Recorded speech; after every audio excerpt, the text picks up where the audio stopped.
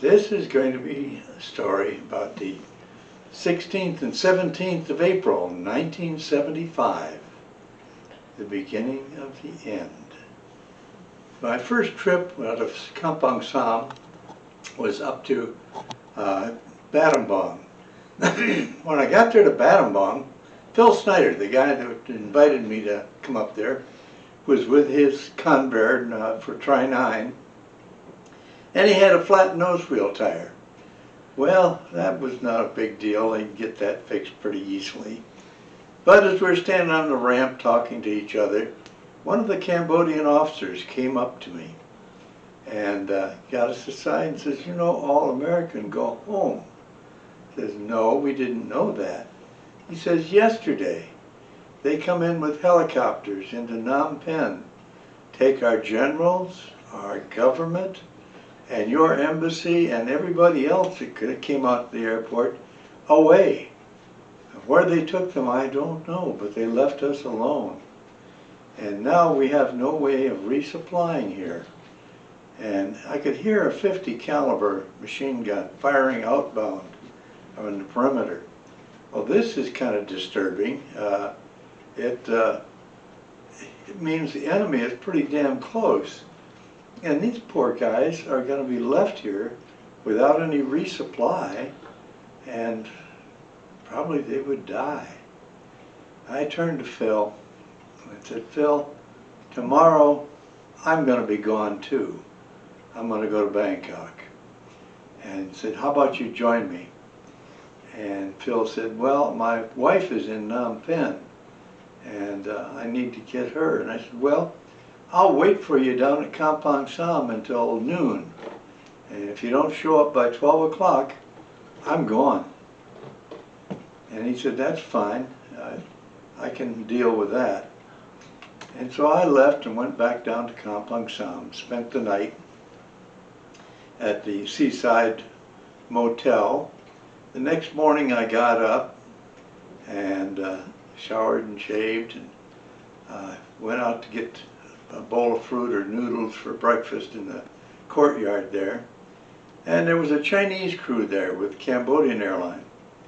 And I sat down at the same table and I said, "Tomorrow or today, I'm going to go to Bangkok and escape here."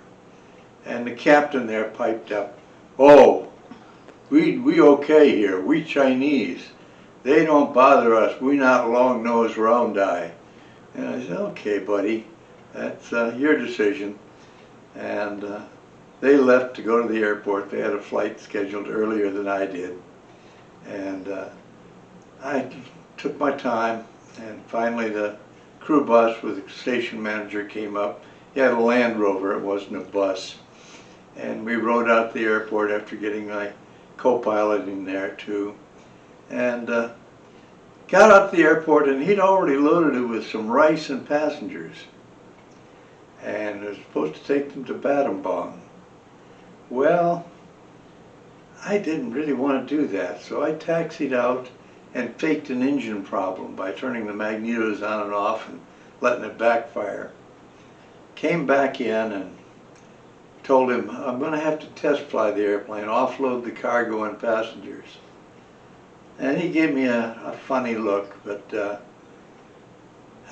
he did. And Asian airports normally have a lot of noodle stands and pedicabs and things like that around the perimeter. That and our refueling was done by the Cambodian government.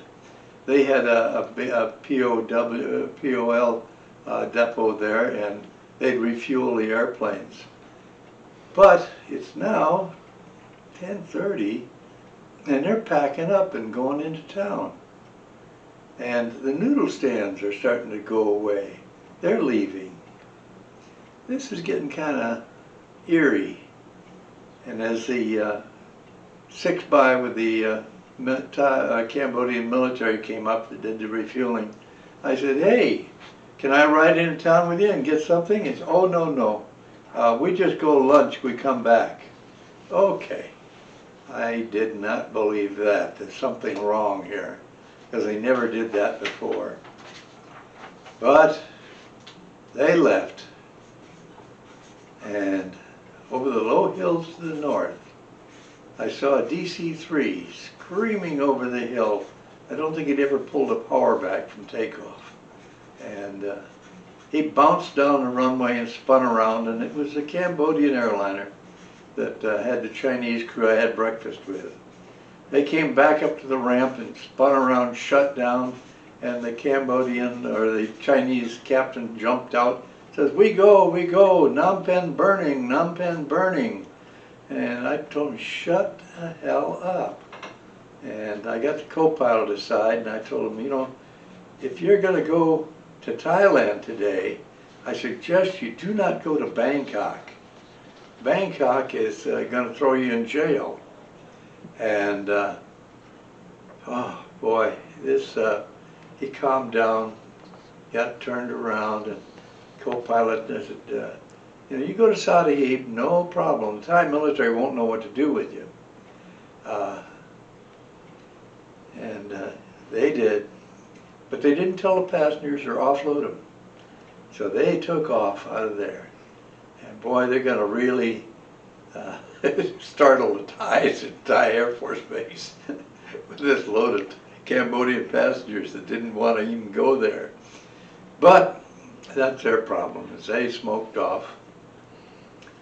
It's a little after 11, and got the steward and stewardess together and told them we're going to go to Bangkok today. And they, oh, good, good. And they borrowed the station manager's Land Rover and smoked off into town. And it's now empty out here. There's nothing. The only road coming down from the north was dirt, and it came through a little gap in the hills to the north. And I thought, if I see dust coming up off that, I'm going to crank and go, because I know it can't be good people. But nothing so far. Station manager, he had a funny look on his face, and I told him, today we go to Bangkok. You come too. And he said, no, Captain, my family, Phnom Penh. Well, you can't argue with that.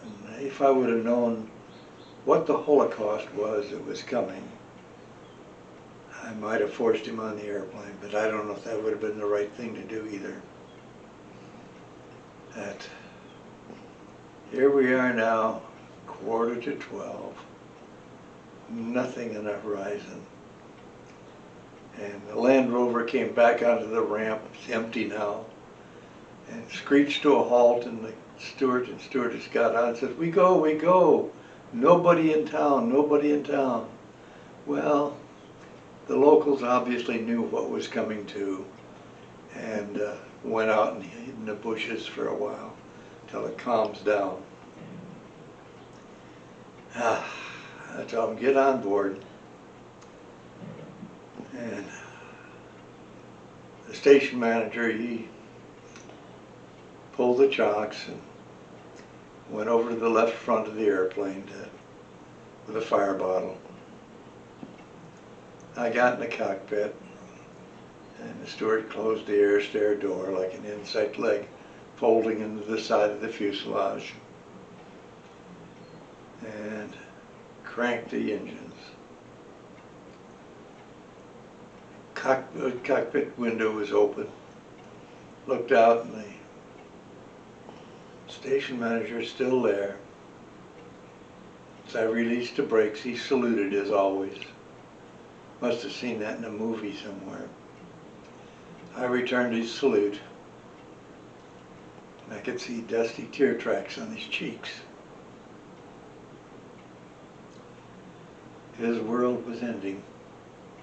His job, his future, what was happening to his family, he had no idea. And that couldn't have been a happy thought. No point in running it up, I'm going to go. Wheeled out on the runway, made a couple calls on emergency frequency, see if Phil was on the way in, no answer. Turned her around and poured the coal to her. Came by the a ramp about 90 knots. And the station manager was still standing out there with his fire bottle. And I came off Cambodian soil for the last time. Now, I didn't have any charts. I did have a briefcase full of Cambodian reels, but I headed south where I knew that the airway was and gave a call on emergency frequency. Anybody up to relay a flight plan for me? And Lufthansa 693 came back on. And how can we help you? And I said, relay a flight plan. I rattled it off, departing Kampong Sam, catching the airway, heading for Bangkok. And asked for the frequencies, signed off there, and he came back. And he said, Captain Hansen, Cambodian airspace is closed. Cambodia is falling. Cambodia is no more. And I did not know what the future was going to be on the other end of this lake. Thank you.